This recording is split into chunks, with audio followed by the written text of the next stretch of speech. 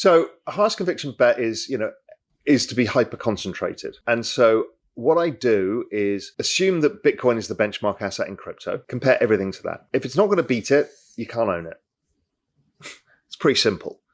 And there's no point in having diversification in a trend like this. What you want is to really be concentrated in the things that matter. Raoul Pal, a leading macro analyst and prominent figure in the cryptocurrency world, continues to deliver sharp insights into the future of digital assets. As a former Goldman Sachs executive and a well-known crypto bull, Pal's work centers around how macroeconomic shifts affect the global financial landscape, particularly in the cryptocurrency and digital asset markets where he has significant investments. According to Pal, the macro environment is on the verge of a major transformation as central banks shift from quantitative tightening and aggressive rate hikes to more accommodative policies like rate cuts and quantitative easing. This change, he explains, is crucial to preventing global economies from overheating. The U.S. Federal Reserve recently signaled the start of this transition, announcing its first rate cut since the pandemic began. Pal believes these improving liquidity conditions will lead to explosive growth in the cryptocurrency market. While he is optimistic about the entire space, he highlights Bitcoin, Ethereum, Solana, and Sui as standout assets poised for significant gains, with Solana at the forefront of the next market cycle. In his latest Real Vision update, Pal discusses the evolving macroeconomic environment and provides his outlook for the cryptocurrency market over the next few months. He also shares his investment strategy for capitalizing on what he sees as a $100 trillion opportunity in the crypto space, identifying key areas for growth and positioning for long-term success. Join us as we break down Pal's insights, including his thoughts on the banana zone and the cryptocurrencies he's backing for 2025 and beyond. Be sure to like, share, and subscribe for more in-depth discussions. And check out our other videos featuring industry leaders like Michael Saylor, Kathy Wood, and Lynn Alden. Most people then, therefore, try and buy lots of small stuff, hoping they're going to catch the 100x. What I try and do is say, I just want to get the crypto that is on the adoption curve and going up. And so that was my switch from Bitcoin to ETH back in 2020, in September 2020. Worked really well. I just looked at the ETH Bitcoin cross. Then I started looking at the Solana ETH cross when that was bottoming in 2022.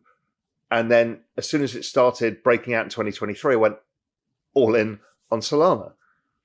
And then recently, I've been following the Sui cross and a bunch of others. I'm saying somebody's going to be the next chosen one. And Sui was the one that broke out first. You and I have talked at length about this, and it could have been any of them, and others will outperform whatever, but of a major blockchain. So I've been hyper concentrated. So right now I'm really Solana mainly, Sui, and then I've got some meme stuff for the fun of it, smoking chicken fish and Doge, because listen, in this bizarro world of Elon basically running the US government, the chances of Doge being used as a currency are extremely high. Something, again, you and I have talked about. And so even if that doesn't happen, the market will trade that narrative. So that's in the crypto side. In the technology side, I've had a basket called the Exponential Age basket of a bunch of names that this is all about, whether it's semiconductors or whether it's Tesla or whether it's Meta. And I've got a bunch of those stocks. But I'm starting to think it's all going to come down to two stocks for a while now. I think it's going to be Tesla, and I think it's going to be Coinbase. Coinbase is, unfortunately, the crypto bet all over again. But again, if this Trump victory happens, then those two companies benefit the most of any companies on earth. And so I think there is a hyper-concentrated bet that may come. I haven't made that decision yet. But so technology stocks, but really with my own personal portfolio, it's all crypto. The other thing that I have done, which I think is going to be interesting for your audience, is trying to think through what is scarcity in this abundant world of AI? What is economic value? What is all of this? And I just came down to the conclusion, if we're going to generate $98 trillion of wealth in 10 years, that's a shit ton of money. That's twice the value the S&P has accrued in the last 100 years. So that money's going to get recycled into assets. People are going to buy houses and people are going to buy art. And here we are at this moment in time. that really started in 2020, where culture exploded in a Web3 world in a way that couldn't exist before. And that was the NFTs. And culturally relevant things from that moment in time are going to have huge relevance to people who've made $100 trillion. That's going to be the glory days, where it all started. This is the Genesis story, the lore that it all comes from. And so I just started buying Beeple and Xcopy. I'll probably broaden into other stuff, but those were the most relevant artists for me. And the reason being is I want something that's going to maintain value over time into this new world, when I don't know how other things are going to be valued, or whether crypto gets to full adoption and then what happens. But the scarce assets will still become fought over by people with money. So that's the long-term play on how to do this. Meanwhile, on the lifestyle side, it's like, okay, you need to get your lifestyle sorted out in the next 6 years. And what I mean by that is, how do you want to live? Where do you want to live? Around whom do you want to live? And hopefully this economic opportunity that's been given to us out of crypto is going to give us the opportunities to make those decisions. What kind of house I want to live in, where that kind of flexibility that we have in the modern world, I think is the other most important thing, because then you feel somewhat more protected from turmoil. Most people given infinite wealth wouldn't be living in New York City. You might have a place in New York, but you're probably going to get somewhere in nature with a bit of space where, the fucking robots and the AI don't need to matter for your everyday. Maybe you want to potter and grow vegetables in your garden, whatever it is, but you need that, I think. So that's how I'm thinking about this whole thing. So it's a whole trade for everything. It's life, money, wealth, health. Yeah. No, I've always appreciated that take you've had, where it's kind of like, make sure that your own house is in order, because then what that sets you up for is, it's not to say that you can't or shouldn't take risk, but doing it in a disciplined or responsible way. There's still a lot of money that can be made without, leveraging or mortgaging the house, essentially. Yeah, because you don't want to lose everything. It's okay if you're starting from nothing. But if you're, your age, where you've accumulated some assets, you've taken huge risks to do it, the worst thing would be lose everything. You've gone through the cycles, you know the pain, and that's fine. The cycles we can deal with. A complete change of the economic system, we can't. Simply can't. And so just protect yourself from that. Yeah. And on that point about your high conviction bets, talked a little bit about tech. I know you mentioned Tesla earlier. Yeah. I don't know if that's still part of your big kind of exponential age? These are a way in which to get exposure. Does that fall into the exponential age basket? What about any of the other, like, we'll call them Mag 7s? Yeah, almost all of them. Okay. But Tesla's the one I've got the biggest conviction view on over time. I've done really well by owning all of the others, but I think Tesla's the one that I think will end up being the largest company in the world. And why is that? Because, without sending you down the full Elon rabbit hole. Yeah, because we are transitioning to new sources of energy that is decentralized. Tesla is at the epicenter of that. Because we're creating self-driving cars. Now, when you're in New York, you're in a taxi or an Uber, look around you. They're taxi drivers, they're Uber drivers, they're delivery drivers, they're couriers, none of those will exist. And Tesla's AI training of visual training is leaps ahead of anybody else. Waymo does it in a very different way with LiDAR technology, but Tesla's basically like a large language model for visual stuff, which is what allows them to create the robots. So cars are just robots with AI. They then change the skin and turn it into a humanoid robot. Well, they can change the skin and turn it into any form of robotics. So you've got xAI, which is the center of it, which is not part of Tesla, but they've got the largest supercompute cluster in the world, which is Dojo, which is coming on stream. They have the robots, the technological know-how. They've got all of the component parts of the exponential age. Now, Elon actually owns all the rest of the component parts as well. I mean, it's staggering what he's built. People may hate him, but the fucking guy has built the rockets, the satellite system for the communication network. He's got the robots, the autonomous agents. He's got the AI models. He's got the energy. I mean, really? He's got all of civilization in front of him. The only thing he's missing, money. Which is why I think it's it's Doge. I mean, he's going to, X as a platform, that is for training AI. But also, once you've got people's attention, you've got it on it, you can create that into an economic system as well. Like the super apps of Asia where everything can be done. Well, it's very difficult. X is so global, you can't pay somebody in Nigeria for something because dollars and all of that shit. But simply, if I could pay them in Doge instantly or whatever it may be.